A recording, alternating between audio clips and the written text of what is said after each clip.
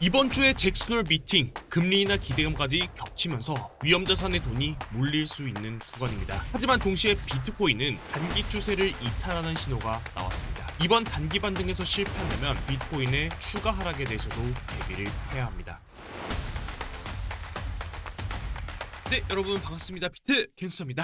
유튜브만 켜면 비트코인 곧 폭등한다, 대폭락 이런 자극적인 말들이 넘쳐납니다. 저도 예전엔 그 말만 믿고 차트만 바라보면서 곧 큰 반등이 올 거라고 기대했던 적이 많았었어요. 하지만 현실은 늘 기대와 달랐습니다. 반등이 나올 것 같아서 매수했지만 오히려 한 번 더 하락이 이어지고 손실이 커지는 경우가 다반사였죠. 차라리 아무것도 안 했으면 덜 잃었었을 텐데 말이에요. 저는 현재 구간이 그때와 딱 똑같은 상황이라고 보고 있습니다. 이번 주에 있을 잭슨홀 미팅에서의 금리 인하 발표 기대감, 글로벌 유동성이 신고점을 경신하면서 위험자산으로 자금이 들어올 가능성이 높아진 이 상황에서 2025년도에 포트폴리오를 구성한다면 저는 현금 비중보단 종목 비중으로, 그 중에서도 코인으로 포트폴리오를 구성해야 한다라고 차트를 보고 있습니다. 다만 기술적인 분석에서 차트만 놓고 본다면 하단으로 이어온 추세 라인과 동시에 매물대를 쌓아 올렸던 이 구간을 하방으로 이탈하면서 거래량을 터뜨렸기 때문에 이번 반등에서 큰 반등에 실패한다면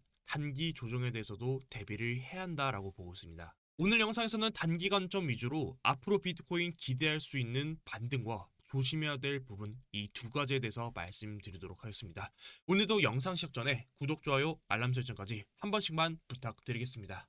감사합니다. 첫 번째 목차 과거 영상 복귀입니다. 과거 복귀는 빠르게 짚고 넘어가겠습니다. 단기 관점에서는 상승과 하락을 분석해왔고 7월 10일 비트코인 롱 포지션 진입을 텔레그램방에 공유드린 이후부터 중장기적인 흐름에서 비트코인은 상승 관점만을 분석해 왔었는데요. 실제로 저는 진입했던 타점 이후 7월 14일에 나왔던 고점을 한 번 더 높일 것이다 라는 말씀을 드려왔었고 실제로 123K를 돌파하면서 진입했던 비트코인 롱 포지션은 1차로 익절이 나간 상황입니다. 그리고 최근 영상에서도 조심해야 하는 알트코인과 지금 당장이라도 잡아볼 만한 알트코인에 대해서 다뤄드렸었는데요. 영상에서도 말씀드렸지만 저는 다음 진입 타점으로는 알트코인을 준비 중에 있습니다. 이 역시도 가장 빠르게는 텔레그램을 통해서 공유가 될 텐데요. 오늘 유튜브 고정 댓글에 텔레그램방 입장 링크 올려두었습니다. 100% 무료로 운영하는 만큼 많은 분들께서 놓치지 않고 꼭 브리핑 받아보시길 권해드립니다. 두 번째 목차 현재 시황 분석입니다. 기술적인 분석에서 단기 반등의 가능성, 그리고 중장기적으로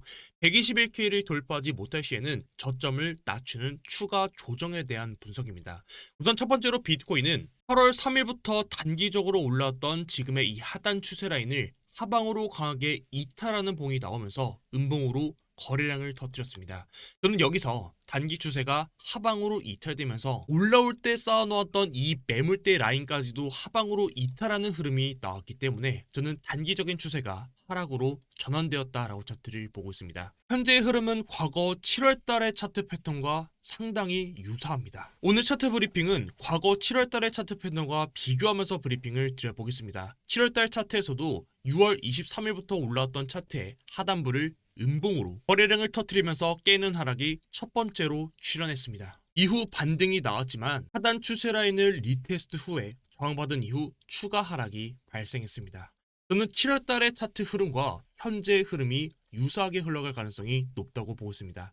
현재 차트에서는 거래량을 터뜨린 이후에 과거와 다르게 여기서는 바로 반등이 나오지 못하고 조금씩 저점을 낮추고는 있지만 저는 여기서 바로 급락으로 이어지기보다는 오히려 과거와 동일하게 한 번 더 강한 반등이 나올 자리라고 보고 있거든요. 이전에 나왔던 거와 같이 한 차례 단기 반등이 나와줄 것이라고 차트를 보고 있고 이때 출현한 이 반등이 과거처럼 중요한 고점을 형성할 가능성이 높습니다. 과거에도 저점을 낮춘 이후에 한 차례 올라와준 이 반등에서 고점 추세를 형성했고 해당 추세를 돌파하면서 고점을 넘기는 상승분이 나왔습니다. 이미 텔레그램 방에 입장해 계신 분들은 주말에 브리핑을 보셨겠지만 아직 반등다운 반등이 나오지 않았는데요. 현재 차트에서도 저는 한 차례 반등은 충분히 가능한 자리라고 보고 있습니다. 다만 그 반등에서 과거 7월달 차트와 같이 하단 추세를 상방으로 돌파하지 못한다면 다시 저점을 깰 가능성이 높고 방향을 맞는다면 이런 식으로 흐름을 이어갈 가능성이 높다고 보고 있습니다. 마지막으로 여러분들이 가장 궁금하신 게 알트코인일 텐데요. 저도 10일 전 영상에서 이런 걸 무조건 사야 된다가 아니라 오히려 지금 이런 거 사면 좋지 않다라는 말씀을 드리면서 브리핑 드렸던 코인 중 하나가 한 가지가 봉크 코인이었었는데, 봉크 코인은 이전에도 말씀드렸지만 고점에서 거래량을 터트리고 매물대를 만들고 빠졌던 이런 코인들은 저점을 추가로 낮출 수 있으니까 이런 코인들은 특히나 물을 탈 때는 조심해야 된다라는 말씀을 드렸었죠. 그리고 굳이 매수를 한다면 이전에 매물대를 다져놓고 빠졌던 코인에서 다시 이 구간을 돌파했던 이런 자리들이 나온다면 그런 코인들은 추가적인 반등의 기대를 할 수 있다라는 말씀을 드렸습니다. 알트코인에 대한 관점은 이전에 브리핑 드렸던 영상이랑 현재도 동일하게 보고 있습니다. 오늘도 좀 조심해야 되는 그런 코인들에 대해서 여러분들께 말씀드리면 한 가지가 조금은 아쉬운 게 솔라나 코인입니다. 솔라나 코인 같은 경우는 7월 22일에 거래량을 터뜨리고 고점부터 크게 하락이 나오면서 이번에 8월 14일에 한 번 더 고점에서 음봉으로 매도 거래량이 나오면서 고점을 높이지 못하고 해당 구간에서 저항대를 만들고 저점을 낮추고 있습니다. 사실 긍정적인 흐름으로 가기 위해서는 고점을 돌파하면서 해당 매물대를 지지받으면서 여기를 발판 삼고 올라와줘야 정말 크게 갈 수 있거든요. 근데 지금은 오히려 직전 고점을 넘겨주면서 해당 구간에서 매도 거래량을 터트리고 빠지고 있는 상황이기 때문에 솔라나 같은 경우는 추가적인 반등보다 오히려 저점을 조금 더 낮춘 뒤에 바닥을 만들 가능성이 높다. 두 번째로 제가 위험하다고 보고 있는 코인들은 제가 이전 영상에서도 말씀드렸지만 사실 자발트 코인들입니다. 제 영상을 오래 봐와주신 분들은 아시겠지만 저는 항상 자발트 코인의 이런 상승들은 알트코인, 비트코인의 큰 폭등이 나오기 직전 혹은 큰 폭락이 나오기 직전에 매번